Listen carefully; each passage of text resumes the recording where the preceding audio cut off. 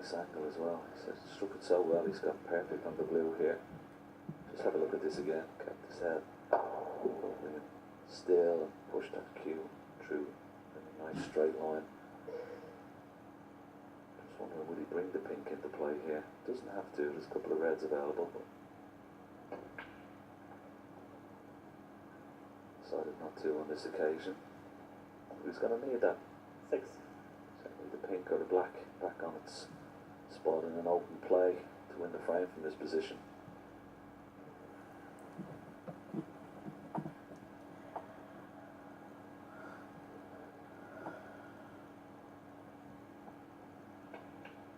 He's got a chance to do it in a minute, can he? Off 7. 3/4 ball or half ball blue. He can certainly go into them now.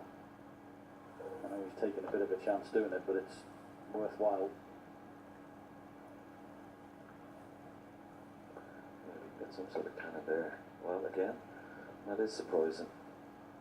It's not like Ronnie O'Sullivan. Miss an opportunity there. Bring the pink into play.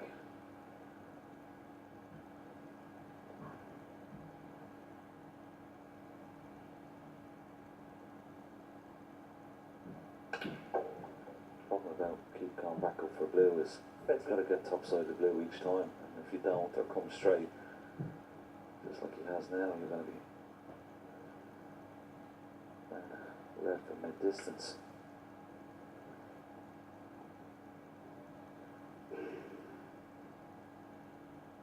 Eight. Just puts a bit of pressure on this shot now.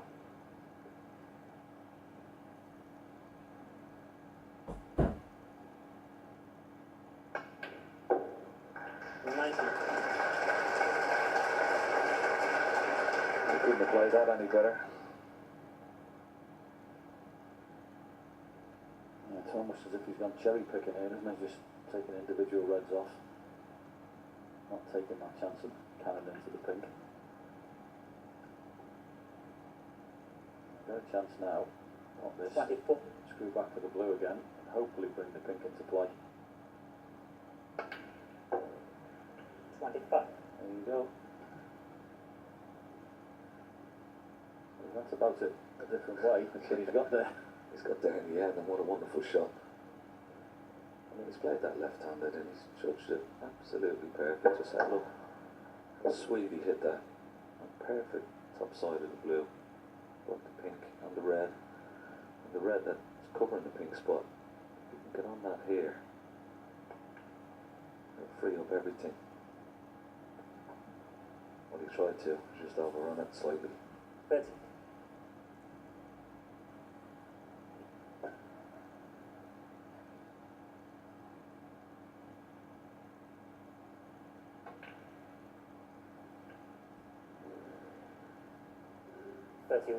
No problem, green's absolutely perfect. And no choice of reds he can play down. One below the pink and be available with a screw shot.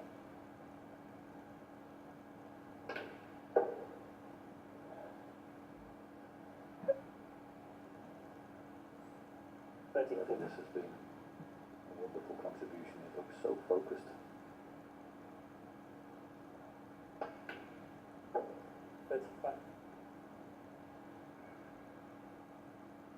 Quite as he would have liked. I preferred a thinner cannon off the paint there. Just drop it in for the red on the right hand side of the table.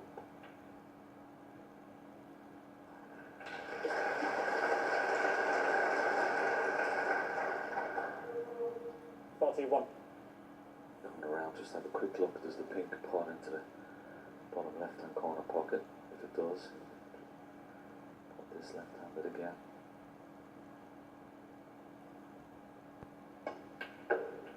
Pink or blue will be his choice here.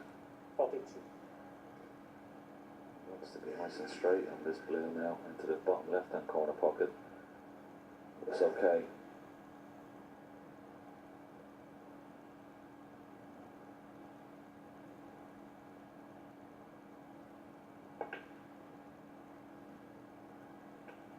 This really has been a Wonderful break, hasn't it, John? It's been my favourite break so far. We've had 101 and a 74. Mark Allen's was brilliant in the last frame, but this is just wonderful. To be honest with you, Ken, didn't look on, did it? Came to the table. 48. And you've not had an absolutely ideal position through it. Keeps finding a way. Yeah, a little grimace there from Ronnie O'Sullivan. Just slightly out of position here. Okay, you can pop the blue, but let me see where he wants to leave the cue ball. The potting this blue, pink is on as well, but much more dangerous. The only thing I would say is the way he's been cueing and his faith in the method that he's been using with Steve Feeney, I think he'll fancy this pink.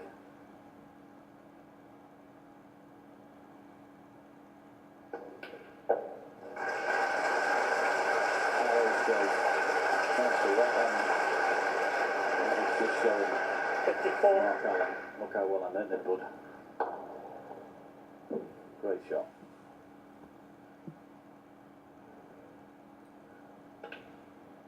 Shot of Steve Feeney there.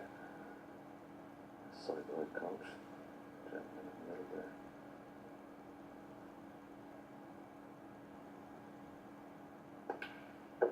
This has been an incredible break. An incredible standout, John, it has to be said. For okay, the first frame is a little bit 61. bitty, but after that, it's been one chance.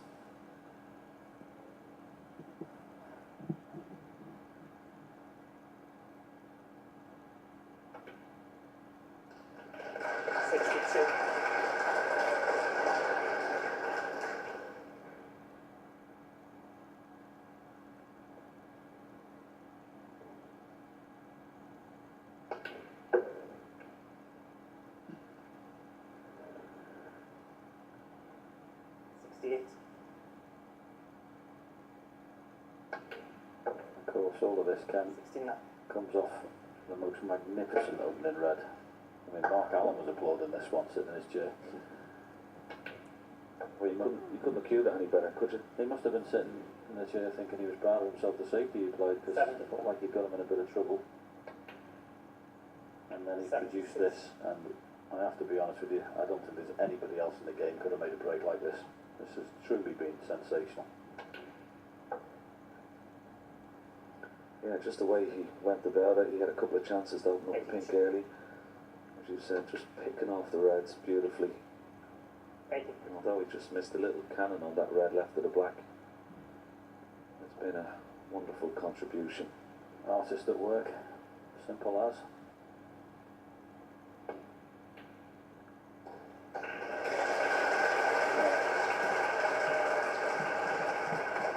Another good point position, Ken.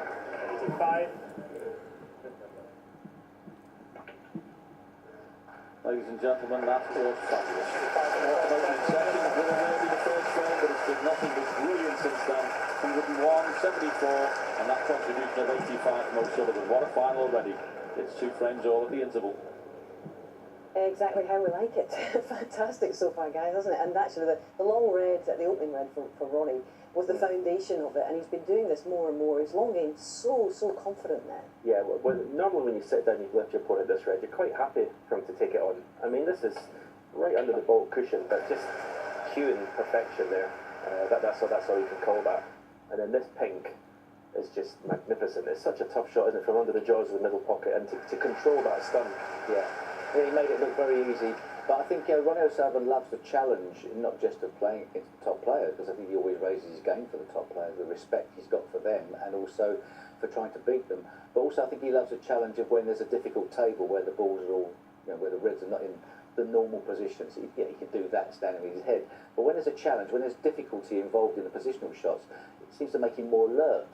Well, almost to underscore your point, he didn't take a pink or a black until the one we just saw there. Such is his creativity. I know, and it's funny you mention pink, because the other day he was actually on a pink maximum, which I didn't know. Yeah. And he missed the 15th pink, which is incredible. Yeah, the position in the table there, there's not many professionals you would say, okay, this is a frame-winning chance. Everything seems to be a frame-winning chance when he's on form. Okay, well, it's a great start in this final. I hope you're enjoying it at home. But with Ronnie set possibly to recalibrate snooker's major standards today, what an important and significant moment to take charge of your first Triple Crown final. And that's exactly what our referee today, Mr. Marcel Eckhart, is doing, the 29-year-old from Berlin. I do affect Loch York, honestly. I love walking around the city. You can do a bit of Christmas shopping for, yeah, just lovely. Yeah, enjoy the Christmas market, everything.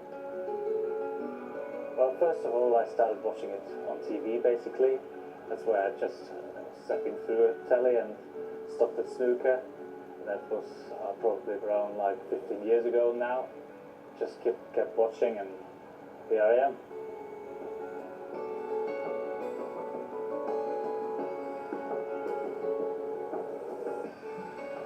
Most enjoyable thing is probably just being involved in the circuit. All the conversations I have with my colleagues about rules, all of other things, and yeah, just being around. Yeah, just being so close to the sport, zeros. There affect lots of things we do as a referee that most people don't even realize that we are responsible for doing them. Like things like, especially backstage, we're looking after players. Before a match even starts, we are responsible to prepare the table, doing wets and dries, getting the water out for the players, all those kind of things. I need to inform the players where we're going to meet them, where we're going to start, meet them after the interval, all those kind of things coming together, and out there is basically just a small part of it. I do expect butterflies coming up at some point. I can already feel some of them, but I'm not quite there yet. So as soon as Sunday is coming up, I think I'm going to be quite excited. But once I walked out, then it should be alright, hopefully. And of course, the supreme irony of all this, the best referees, you don't even notice them. And it's their job not to be noticed in a way out there, isn't it, Steve? Yeah, it's nice if you can't remember who was the referee of the match. That's always good. But it's a tough job out there. There's a lot of hours of concentration. Especially with Ronnie. Yes, Because Ronnie doesn't like the referees getting in his way. Could you do it? No. No, not your thing. But they're snooker fans, and yeah, they may not have, perhaps got to the heights that some of the top pros are, but guarantee they're snooker fans who love the game, they love being involved, and they're a great bunch. Okay, well, good luck to Marcel for the rest of it. He's been completely, wonderfully anonymous so far, which is exactly how it should be. All right, well, now we've heard an awful lot of discussion this week about potential tweaks to the tour schedule. I'm sure you've been very well aware of this. But actually, when you consider it, these are first world sporting problems for snooker. We had a bit of an existential crisis in the sport a few years ago, but these are the boom times in the game now, with 27 events worldwide and over 100 nations taking part in this game. And so much so, actually, but snooker and Q sports generally have bid once again to become part of the Olympics and Paralympic movement. And in fact, they were in Paris just last weekend, actually, and so too was Sean Murphy ahead of the Paris 2024 Games. 13 years ago, when I won the World Snooker Championship, I reached the pinnacle of my sporting career.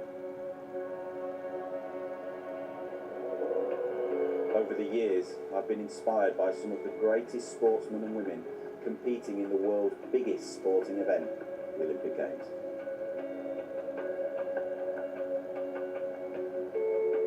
Now it's time that snooker had its opportunity to stand among sporting legends at the Olympic Games in Paris 2024. I definitely sort of cherish the challenge. It would be amazing to sort of be around all these other top Olympians. I think anything like that for the game of snooker would just sort of raise the profile of the game massively around the world. Brilliant for the game, be fantastic to get in there. And whoever did go to represent snooker, I'm sure it'd be absolutely fantastic. And I think snooker should be in it anyway. For me, the Olympics, the first thing that comes to mind are athletes. And look at me, I'm not an athlete in any way. Do I see myself playing the Olympics? I'm not quite sure. Last week, I was honoured to be asked to go and represent snooker as Q Sports got together to launch the official bid to join the Paris 2024 Games. Most of the funding into sport and grassroots development of sport goes to Olympic sports. Now, this is the same all over the world. To be on that Olympic platform would be a game changer for snooker in terms of the way that we can develop through our national governing bodies. You must recognise the appeal of this sport. It's everywhere. It's growing faster than most other things. I think it can stand shoulder to shoulder with synchronised swimming, don't you? In terms of participation or technical ability. So I think it should be a no-brainer, and I would welcome it because of the credibility it bestows on the sport itself, which will have enormous knock-on benefits.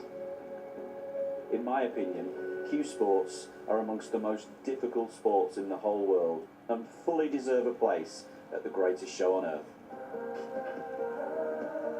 I was very lucky last year to play in the World Games and obviously represent my country.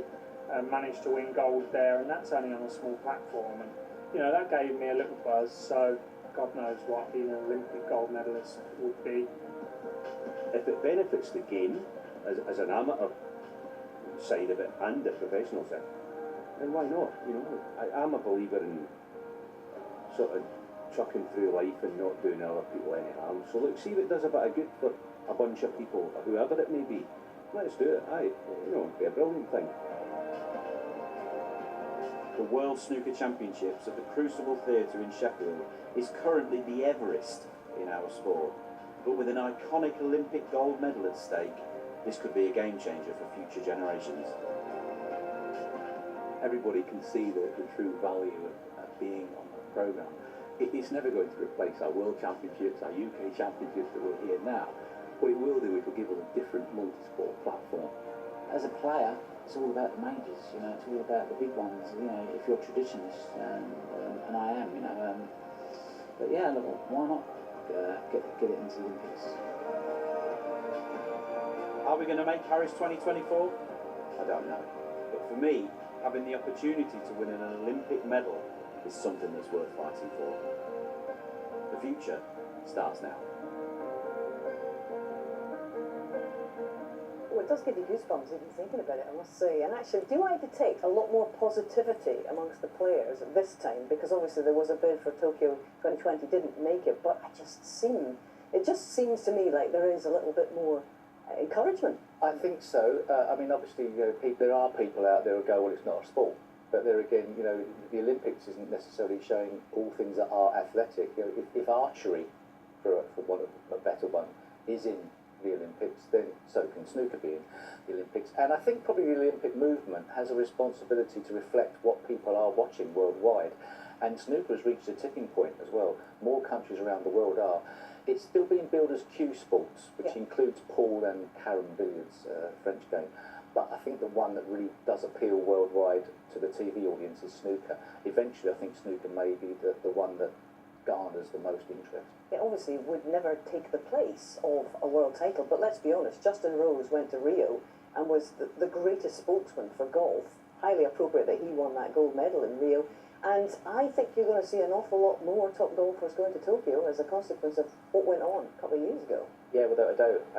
I must admit, when I first see sports like tennis, then golf, and the amount of obviously money that are in those sports, it sits a bit strange with me to start with. But now I think it'd be an amazing thing. And you just have to look at the skill factor in snooker, the amount of practice that every player has to do to get to this standard. It's the same as any other sport. It is indeed. Well, there's a long way to go, but moves are afoot. Now, as you know, this UK Championship is the first of the 3 majors in any snooker season. The next one is the Masters. It comes hard on the heel of the festive period, and it starts on the 13th of January. The last 16 places for the invitations have now been decided, and we're all set to make the draw for the Masters. Our MC, Rob Walker, is standing by in the arena. All yours, Rob. Thanks, Hazel. We're very much enjoying the climax to this year's UK Championship, and yet hard to believe our thoughts are now turning to the Masters at Ali Pali on Sunday the 13th of January. Time for the big draw, and we've pulled out 2 heavyweights to help us with the task. Jason Ferguson, chairman of the WPBSA, and former world and UK champion John Parrott, ladies and gentlemen. Okay, Jason, You've got the top 8. Give it a jiggle. First player, please.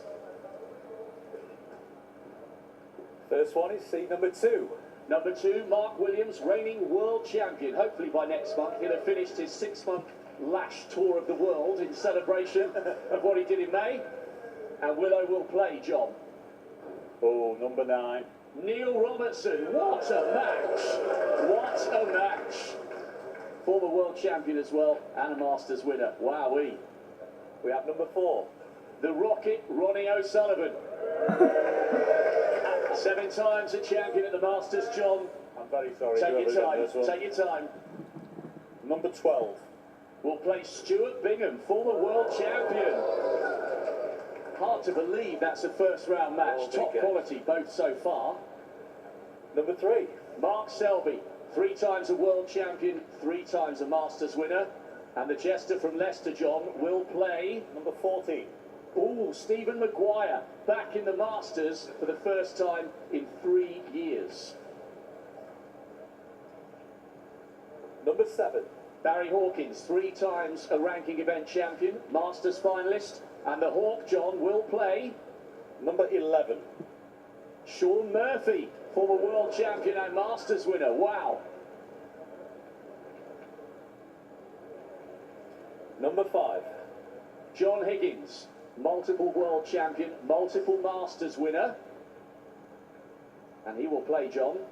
Number 13. Ryan Day, back for his 6th Masters next month. Number 8. Ding Junhui, he won the last Masters at Wembley. And Ding will play. Number 16. The debutant, Jack Lazowski. What a season he's having. Great match for him. Number 1. Mark Allen, of course, he will be the defending champion, and the pistol will play. Number 15. Luca Bracel, back for his 2nd Masters. And this is the last one. Last but by no means least, We have seed number 6. Judd Trump, 9 times a ranking event winner, superb form to win Northern Ireland last month. And that's one for me, of course. Number 10. And he will play Kyron Wilson, Masters runner-up earlier this year. Hazel, that concludes the draw. We have some epic first round encounters. How about that? Oh, nice one, Rob. Thank you very much. We don't have, let's just quickly recap that. Mark Williams in draw order. Here we go. 2-time Masters champion. Last one in 2003, long time. Against Neil Robertson, who took the beautiful Waterford Crystal Trophy 2012. Ronnie is up against Stuart Bingham, who of course went out in the semi-final last night, and he's made 1 semi-final in 8 appearances at the Masters, so not the greatest record for Stuart.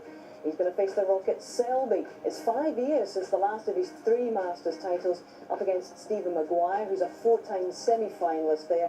Barry Hawkins also has made it very, very far in this event. In fact, he was a runner-up 2016, playing against Sean Murphy. John Higgins, 2-time champion, of course, in this one. Last one at 2006, taking on Ryan Day. Ding Junhui, the 2011 winner, up against Jack Lazowski, the debutant, the new boy. Mark Allen, as our defending champion, up against Luca Bracel, who's yet to win a match, actually, in the Masters. And Judd Trump, 3 semi-finals in his appearances. Can he break his duck and finally get through to the last match at Ali Pali, playing Kyron Wilson? And they've had some absolutely brilliant matches of late, those two, the 2 young guns in snooker. So, Sunday the 13th is where it's at for that. Just to remind you that we'll be live on the air at Ali Pali then. And what a thrill for Mark Allen to be coming out there as a defending champion. Now, he's certainly given us a few thrills here in York. I wonder, however, if he will feature in our Shot of the Championship. It's certainly given us a bit of festive cheer over the last 12 days or so.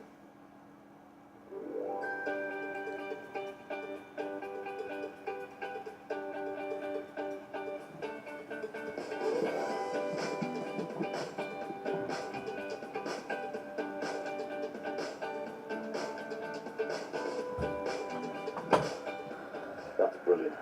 That is absolutely brilliant.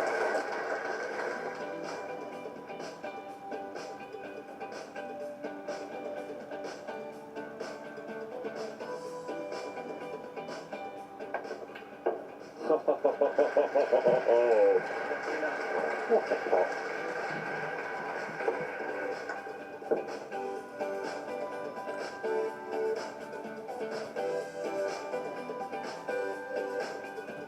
This is an aggressive play from Steve Maguire. What a pot. What a shot. I mean, he could have done knocked at him as if it was over the pocket.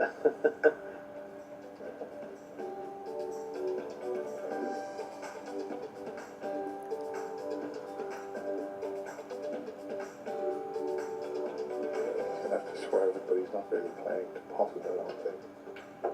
Well, of course he's not playing to pot it.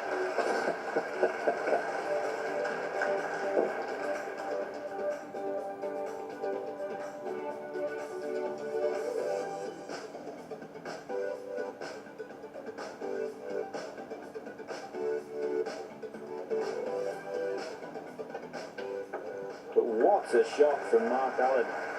That's why they call him the pistol.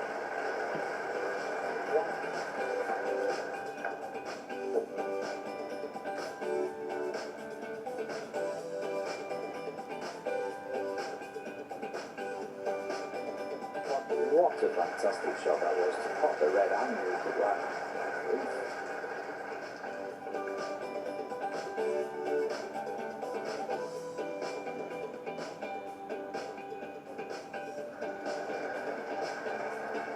I mean, if the pink wasn't there, he could cut this red into the pocket. He still has to try it, and what a shot! What a shot he's pulled off there.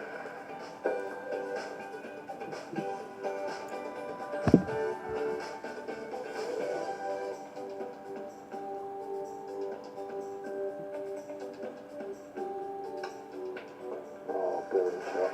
Brilliant shot. The cue ball exactly where he wanted as well. He struck that just to perfection.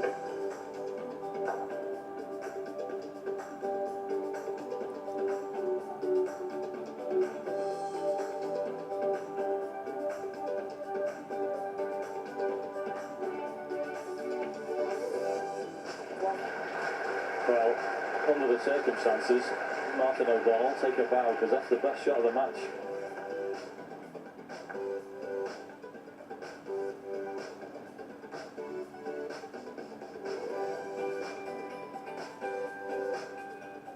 Oh, what a pot this is. What a pot this is.